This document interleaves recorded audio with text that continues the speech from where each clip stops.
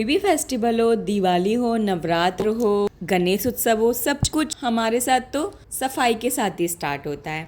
तो ये दिन था नवरात्रि का। सफाइयाँ तो पहले से हो चुकी थी, बस मंदिर की सफाई बाकी थी। सोचा था एक दिन पहले कर लूँगी, लेकिन उस दिन तो हो नहीं पाई, तो सेम डे करनी पड़ी।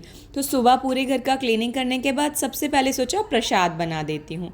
तो बनाए थे नारियल के लड्डू, या आप इसे हलवा की तरह भी बना सकते हैं। आधा लीटर दूध ले लिया था और एक नारियल लिया था, जिसे मेरे पति ने कद्दूकस कर दिया था।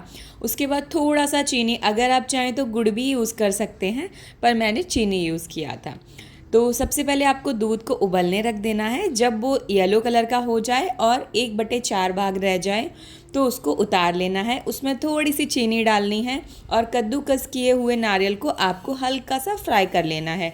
आप चाहें तो घी यूज़ कर सकते हैं, मैं नहीं करती हूँ क्योंकि नारियल में तो ऑलरेडी बहुत सारा ऑयल होता है। सो उसको रोस्ट करने के बाद आप दूध में मिला दीजिए और मिलाने के बाद उसको आप थोड़ी देर तक चला दीजिए। जब वो थोड़ा सा थिक हो जाएगा, लड्डू बनने के लिए इस तरह से कुछ रेडी होगा, तो आप उसको उतार लीजिए और ढककर रख दीजिए। जब ठंडा हो जाएगा तो हम इसके लड्डू बना लेंगे।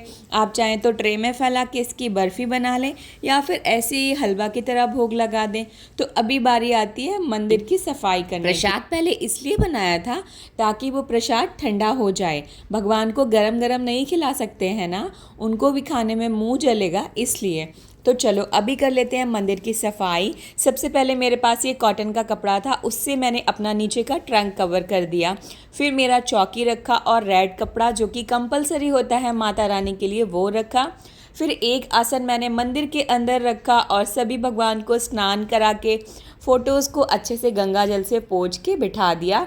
और माता रानी के लिए न्यू कपड़े, मुकुट, माला सब जो लाई थी वो सब उनको पहना दिया। कुछ उस टाइम पे भूल गई थी तो शाम को कर लिया, क्योंकि क्या होता है घर पे तो सब बड़े रहते हैं, वो सब बताते रहते हैं ऐसे कर लो ऐसे कर लो। मेरी तो दादी माँ है, वो बता देती हैं कि ये वाला चीज़ ये कर लेना, लौंग की माला बना लेना। तो यहाँ पे सब जो मुझे समझ आता गया। मेरी सासू माँ हमेशा बोलती हैं कि पूजा जो है ना, जितना हो सके, जितना कर सकते हो उतना कर लीजिए, भगवान सब कुछ समझते हैं। तो हाँ, मुझे जो याद रहता है, जैसे जैसे मैं कर पाती हूँ उतना सब मैं कर लेती हूँ। और पूजा कंप्लीट होते ही पतिदेव के लिए बना दिया था ब्रेकफास्ट। और ब्रेकफास्ट में था कुछ इडली 65 बनाने का सोचा था, बट फ्राई इडली बना दिया था, बिकॉज उसमें बहुत सारा ऑयल रहता है, मसाले रहते हैं बहुत सारे, और उनकी तबीयत अभी ठीक नहीं है। तो मैंने सोचा कि उनके लिए कुछ सिंपल, हेल्दी और हल्का बनाते हैं।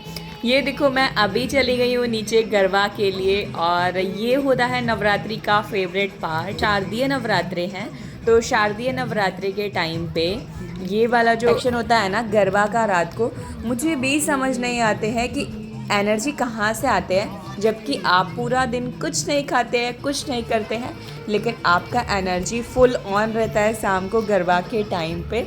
सो आप सबको नवरात्रि की ढेर सारी शुभकामनाएं। आई होप आप सबके नवरात्रे बहुत अच्छे जाएं। So wish you a very happy Navratri to all. If you are new on my channel, please don't forget to subscribe and hit the bell icon. Thank you so much for watching. Take care. Bye bye.